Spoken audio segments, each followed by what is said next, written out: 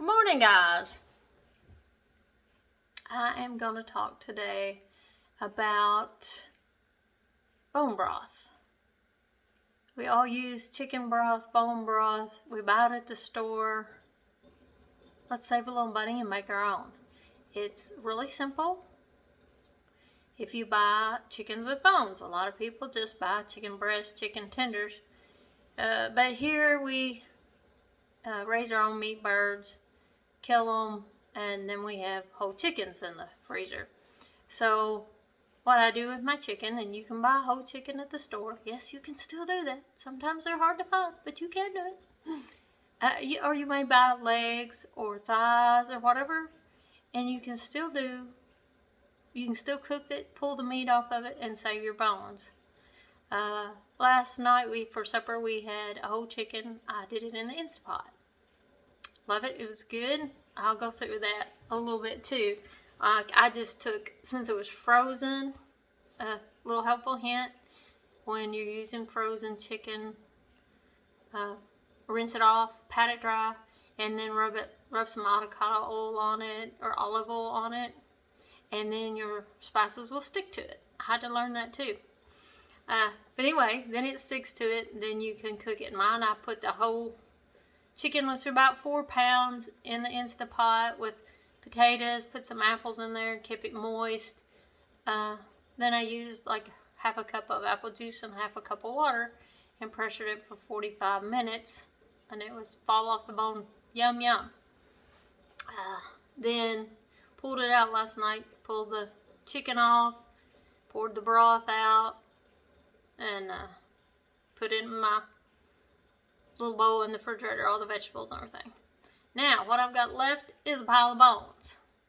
So, I took my bones, skin, any of that stuff, put it back in my Instant Pot, put some dehydrated carrots and onion and garlic and salt and pepper and some zucchini in there, and filled it all the way up to the full line.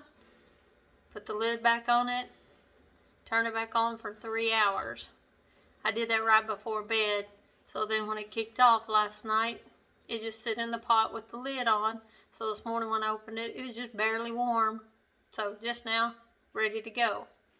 I filtered my bones out and my carrots and my zucchini, and the bone broth. What makes it bone broth is your bones, they just sort of disintegrate in your hands. Really, really easy. But bone broth is so good for you. It's the kind, you can get chicken broth and sit it in the refrigerator and stays broth. Bone broth, however, if you sit it in the refrigerator, it gets like jello-like, and that's all the good stuff for your joints and stuff. Helps your joints and stuff. And if you're sick, bone broth is the best thing to drink. So I always try to season mine up, make sure before I put it in my jars, I taste it. I want to make sure it tastes good, that I can just open a jar and drink it. Because if you're sick, nothing's better for you. Anyway, I did all that. Now, there's 2 or 3 ways to do bone broth. You can easily take it and freeze it.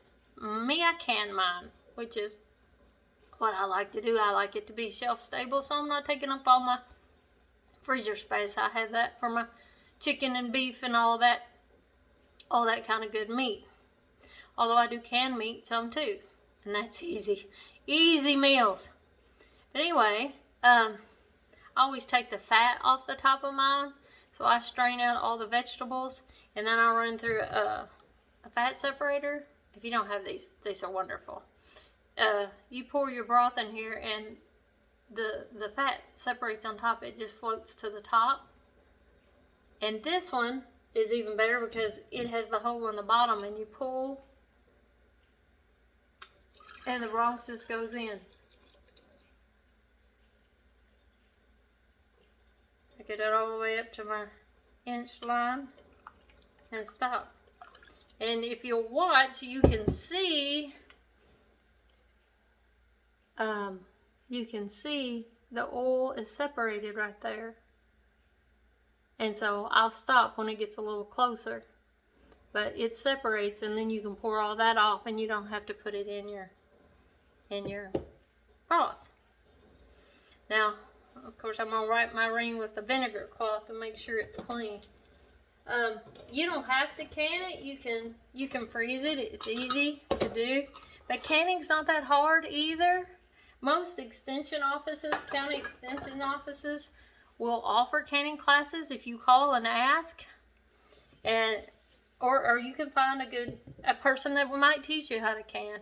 There's all kinds of regulations and all that kind of fun stuff too. But you learn it. It's easy. And not all people go by the regulations. 100 years ago, they didn't have all the regulations, and our grandparents did it and did fine.